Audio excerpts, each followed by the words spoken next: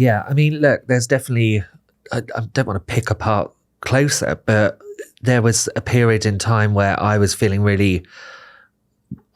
comfortable because I felt like I was a little bit under a spell when it came to the way that we were treating women, especially on these covers. You know, it's quite hard to look back on that because I actually feel a responsibility about the way that we treated these celebrities that were pretty much going through eating disorders, you know. You're talking about Bones Are Back. Yeah.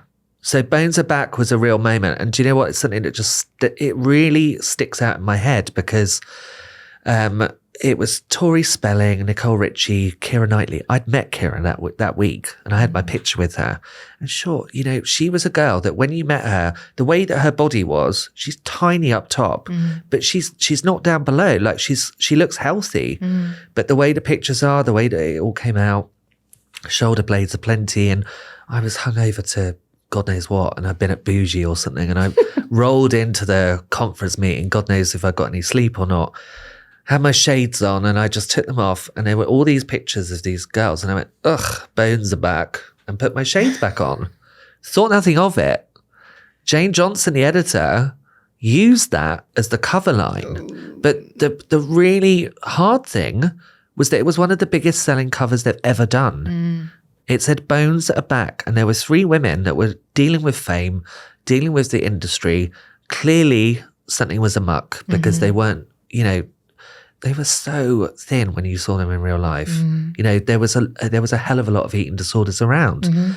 But that was because I was in a stupid hungover mood and I made a quip.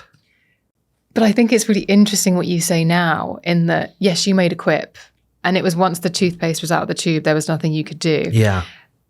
So that was your part in it. But the public. But it's the public. It's the reaction. It's the fact that it sells. But I feel like there's a conversation here just about what responsibility the public should be taking, because whereas back then they were selling 750,000 copies, that, you know, that doesn't happen now. Closer as a magazine hasn't really changed that much. If you read it, it's still doing the same old tricks. You know, the naked celebrity with the jewels on and talking about their plastic surgery. It's really not changed. It's not come far at all. I haven't read a celebrity magazine in 10 years. years. I know. Well, I mean, a bit of Hello now and again, but that's just because, you know, it's nice and cuddly. But now the power of the public is even more so because they're the ones that are with social media and they're following their stars and they're doing what they're doing. They've got the cancel culture. It's still the power is in the person. So, you know, it's fine. We can all read about Meghan and Harry or whoever these people are that are constantly saying it's the media's fault. But where I stand right now and what I say to a lot of my clients is stop giving a about what is going on with the papers and the magazines. It's chip paper and they're all dying on their arse.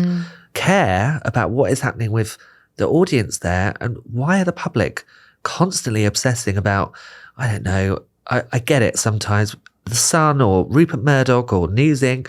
And then you look at it and you're like, yeah, but you're the ones that are in control. You're the ones fueling all of this. So stop blaming the media, because the faceless people on social media, they're the people that were battering the likes of Caroline Flack when she was having a hard time, which ultimately was via ITV. But the public were the ones that were DMing her. And, you know, there's a lot of pressure that the public are putting on themselves. They're also their own content creator. I mean, TikTok's a funny beast because it will show you random things to see what you watch. Yeah.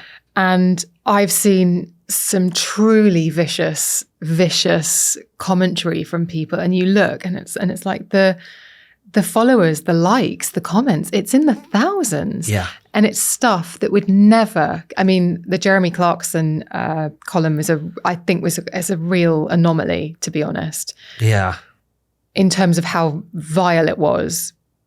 But that's happening every single day from faceless accounts on Instagram and Twitter, that kind of level. Because I think what was so shocking about Jeremy Clarkson, I'll link to it in the show notes, unfortunately, but well, maybe I won't. But he basically said that he hated Meghan Markle so much he'd like her to be publicly humiliated and walk naked down the street having excrement thrown at her, which is a bit strong. You think? How did that get Well, we've been through? there. We know what happens on that. And, you know, when I posted about that, I've been there and I've had all the proofs, and I know that it's probably gone through 40 people before it's gone to print. So what does that say? What does that say about the women that are working at these titles and are letting that kind of shit go in the paper? And that's the first time that I've actually got really angry about it. And don't forget, I know all these posh people that live in Oxfordshire, and I go to all these parties and I see Jeremy at parties, and I'm like, if I know that he's going to be there, I don't want to be in the same room, but it's awkward because I don't feel people are, I don't know. I can't believe that that's making it to print. And you know what? I was even annoyed afterwards because I was annoyed with ITV and I was annoyed with Amazon because I was like, grow some bloody balls.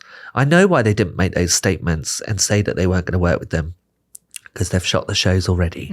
They've made all of that expense. So if they publicly denounce their own programs, then they've lost a lot of money and nobody can really afford to do that. But grow some balls.